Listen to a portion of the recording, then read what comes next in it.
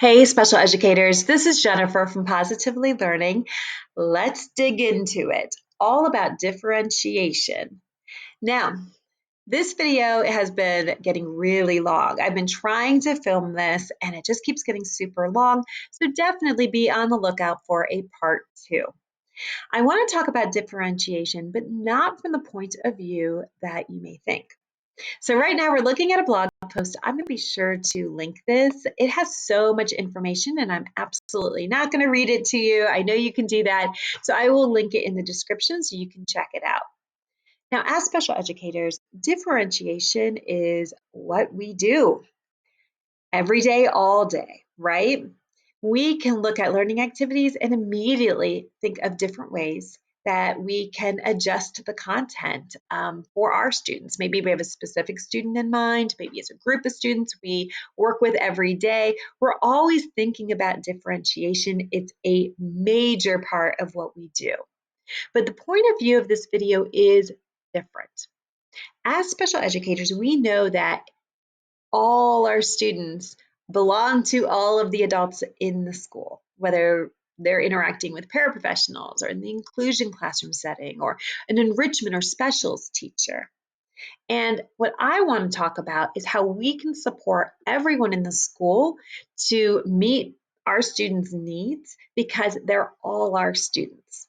So we're going to talk about differentiation, classroom tips, but from the idea of how we can support, I'm going to be talking mostly about the inclusion classroom setting as my example, but you could apply this to however you see fit for your own school. So what can we do to help everyone differentiate and provide the appropriate accommodations for what our students need? That's what we're going to dig into.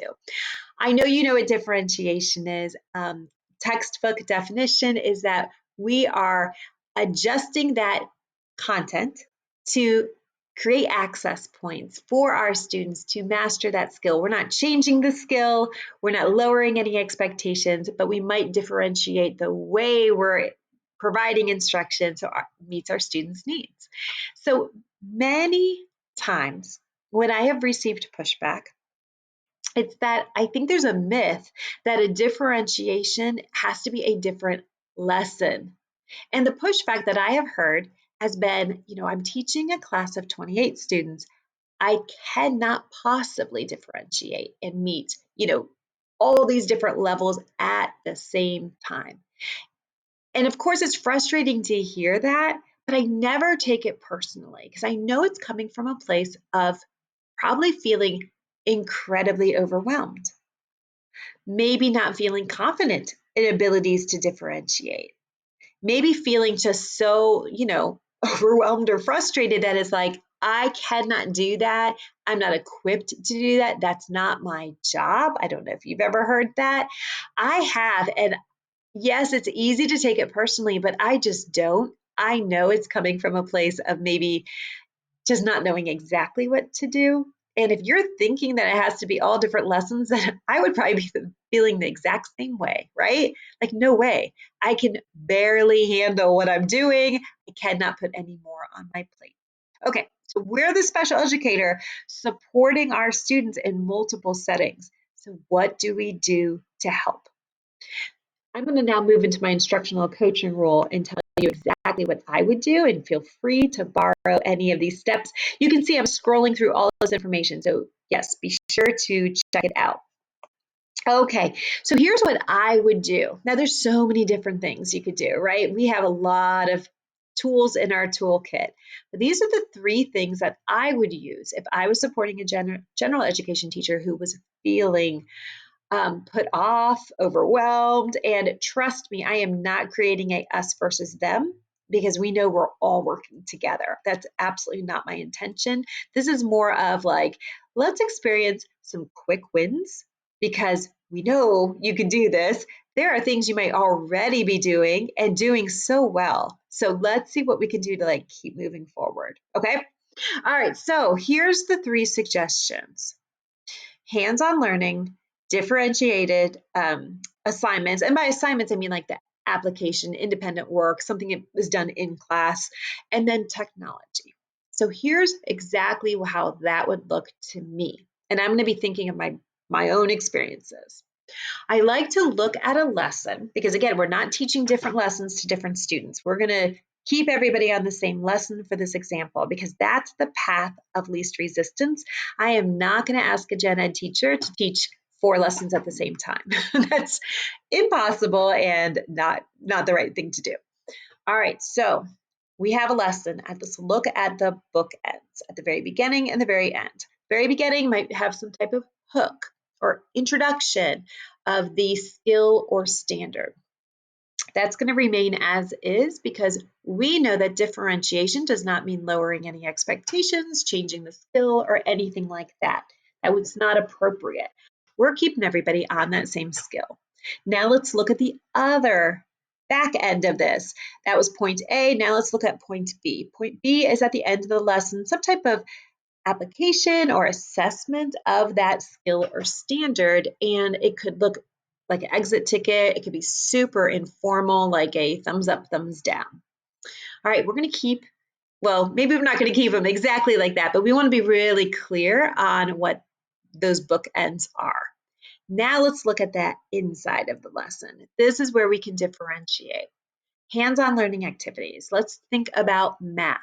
Maybe you have a whole group and you've done the hook, you've done the introduction, all the different things that go with it, you've done concept development, and maybe it would be appropriate to differentiate that lesson by providing more hands-on learning activities. Well, in math, that could look like manipulatives. Maybe you're going to send half the class to their table with manipulatives and independent work to apply what they've learned. Maybe you're going to send a group to a learning center and learning centers don't have to be something you've purchased and like put tons of time into. It could be the exact same application page, like say it's from a curriculum, like a printable worksheet. Maybe you've cut it up so students could match or sort or make it like a task card. That doesn't mean you have to create a brand new thing. You could just use that exact same assignment and just provide it in a different hands-on format. Maybe you're sending a group independently to work without manipulatives, but then at the same time, you're pulling a smaller group to provide manipulatives or visuals, adjust the pace, reteach, something like that.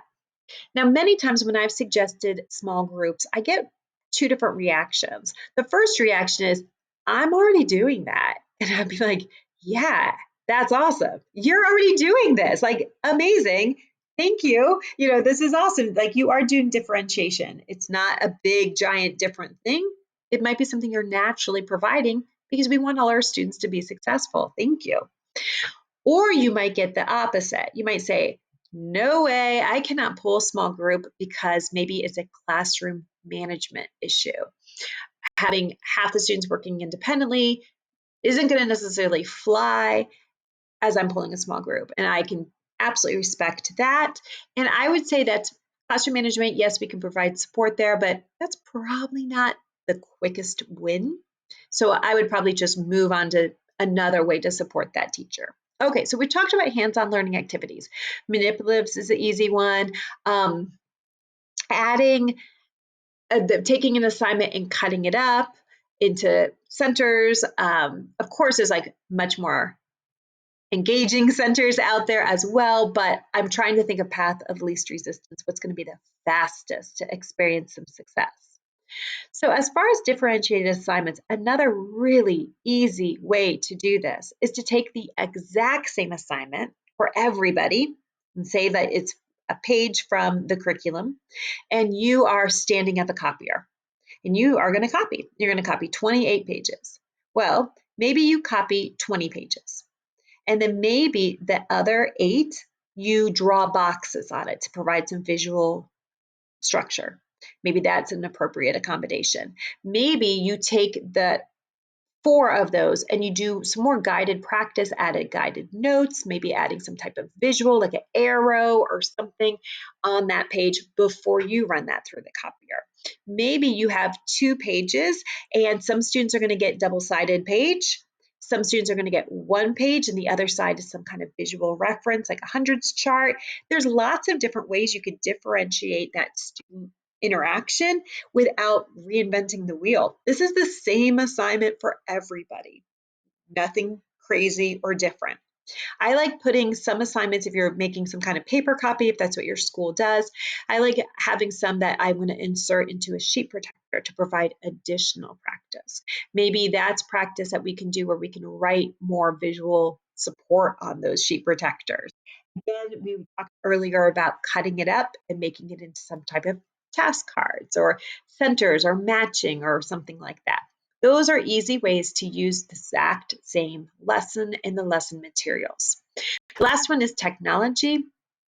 It's a super great tool, whether you're using technology just to differentiate the instruction. Maybe students are at the carpet and you have this lesson and it's very lecture heavy, which you know is not going to be appropriate for students in class A versus students in class B or class C. So class A, you might want to project that lesson. And that's a way you can use technology where you can like take if you have a smart board or if you're using, I don't know what you're using to project some type of smart camera, and you can highlight, you can circle, you can add notes, you can do something like that. You could go further and turn it into a PowerPoint, or you could pull up Zern. If it's a math lesson, I know Zern is a really good website. As a special educator supporting other teachers, maybe we could gather a list of these websites and say, okay, this is a really great way to do it. Like your differentiation is going to be click on this website. That's going to be easy. But you know what? That's going to be appropriate for all of the learners in your classroom or some of the learners. Technology can also be used for the smaller groups as you're pulling a smaller group. Or maybe students are working independently and other students need a reteach, and they can go onto technology to receive that reteaching. Maybe it's not technology, maybe it's a videoed lesson that they're walking through and listening to it again. Lots of different ways we can use technology. So, what do you think of these ideas? Hands-on learning, differentiated assignments, really it's the same assignment with different formats, and adding technology. I feel like these are things that are probably already occurring or really easy to adjust. So as a special educator, or as me as an instructional coach, or as a special educator giving some type of consult, I would probably gather up what we already have. Take inventory of the manipulatives that are at the grade level that I know these teachers have. Maybe just give a couple of examples of differentiated assignments, maybe help make a couple of copies. I know what I did a lot is I took the assignment that everybody's doing for example, math, and I would just make 5 copies that I knew my students in that inclusion classroom setting would really benefit from. And on the back of those copies, I would put something that was more like maybe IEP goal related. And I did that and provided that. And I think it was really, really appreciated because as my students were working on that one page independently, then they could flip over the page and have something that they could do independently again. And I think that all teachers always appreciated that rather than have my students sitting there idle or just needing massive help, where my general educator may not have felt equipped to do that. Not that they're not equipped, I'm talking equipped as far as time. They may not have time to do that. All right, you can make a list of technology also. That would be really appropriate for students you work with or other students in the classroom. Sometimes differentiation doesn't mean you're differentiating to meet students that have IEPs. Sometimes you're differentiating to meet other students in the classroom so that you could open up some more time with other students. Differentiation can look many different ways. All right, I have gotten so high on this soapbox and I'm going to stop it here, but I hope that this helps.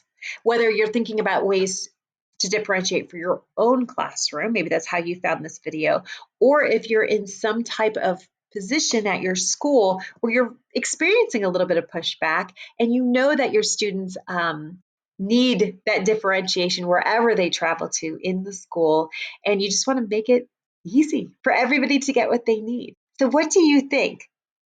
Yes, there's more ways, but I'm going to stop it at these three. I think I've talked long enough. Now I want to hear from you. So thanks so much for watching. Be sure to hit subscribe because I'm definitely going to be coming back on this topic.